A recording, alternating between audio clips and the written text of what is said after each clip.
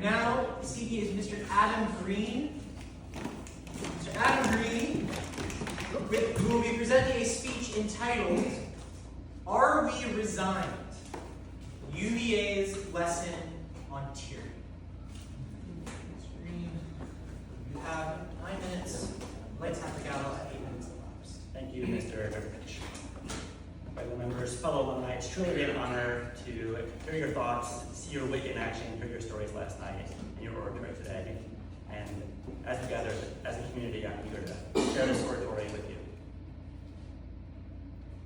When we saw the headline on June 26th, Trump Justice Department pressuring University of Virginia president to resign, I thought, surely he knows the stakes. Surely Jim Ryan, who many of us in this room respect dearly, a student of the law, knows that one of the first rules of fighting tyranny is, do not obey in advance. Surely he was familiar with the similar demands leveled at Harvard University and their successful show of backbone, leading the Trump administration to back down on those demands for voluntary acquiescence.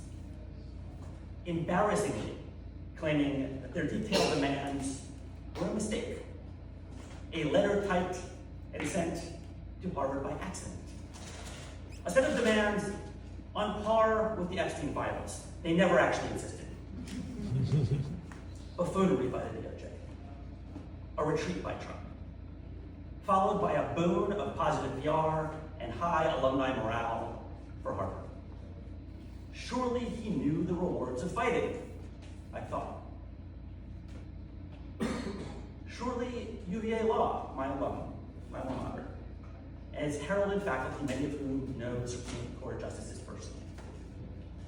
Surely UVA, with its strong alumni network that includes Republican and Democratic elected officials and appointees who are united in their love for this institution, surely they would collectively not allow our beloved university to be bullied and go down in history as the first university to be coerced into removing its leaders at the hands of idle and illegal threats to full funding.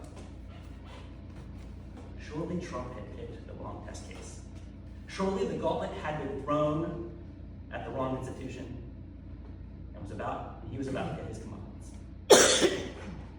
I was ready to be proud and beaming, especially as I planned to return to this university with all of you for this important occasion. And then hours later, the follow-up headline appeared. University of Virginia president resigns under pressure from the Trump administration. Now, former President Jim Ryan, former as of several hours ago, announced his resignation in the most ironic of ways, starting with the words, "I am inclined to fight for what I believe in." But he continued that he did not want to appear selfish by fighting to save his job. The statement could not have been smaller. The crack of the backbone was deafening. And it was eerily boilerplate, reminiscent of former FBI Director Christopher Wray's statement in January.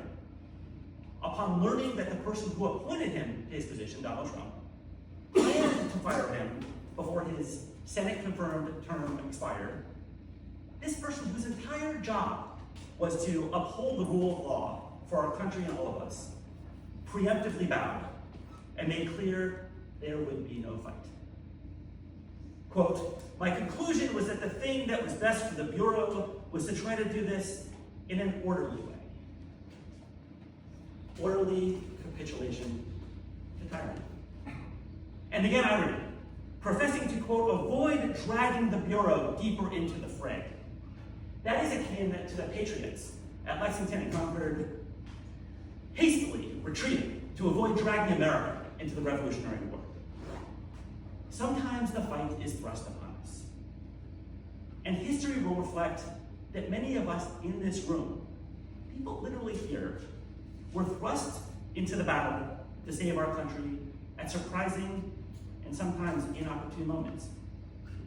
That the stakes were high and larger than ourselves or even the institution immediately in front of us.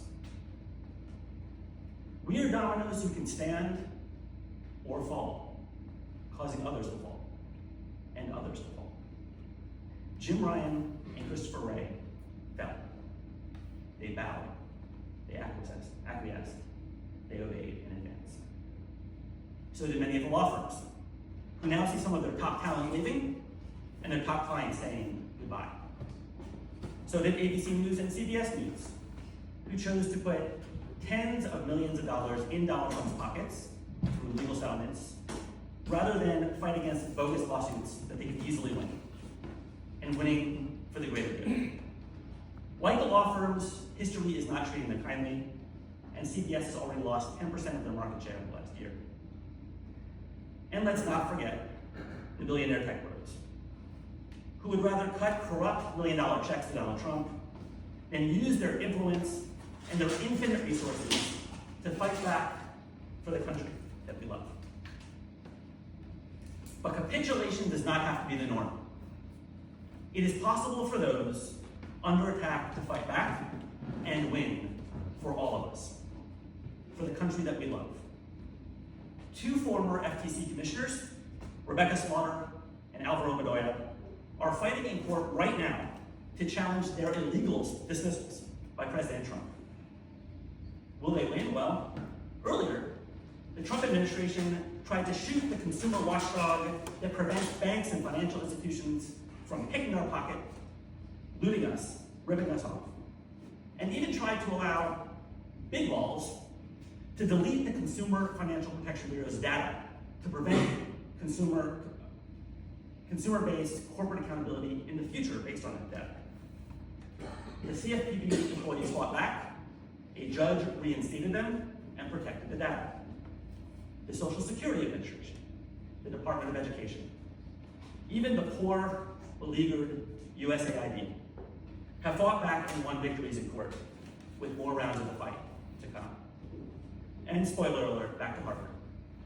In every legal battle so far, Harvard has prevailed and achieved favorable rulings against the Trump administration, with more likely to come. As he capitulated, Jim Ryan said, "I believe deeply in this university." As he capitulated, Christopher Wray said, "I care deeply, deeply about the FBI. I do not doubt their sincerity. But those of us who care deeply about our country have an obligation to fight for it when history stares us in the face." And today, I am proud, and I am beaming, as I return to this university, stare into the faces of so many high achievers, so many influential people, so many people who have stood at this essence as an act of courage, taken punches, thrown punches, and had triumphs. And I beckon us all to answer the patriotic call together when it stares us in the face. Thank you very much.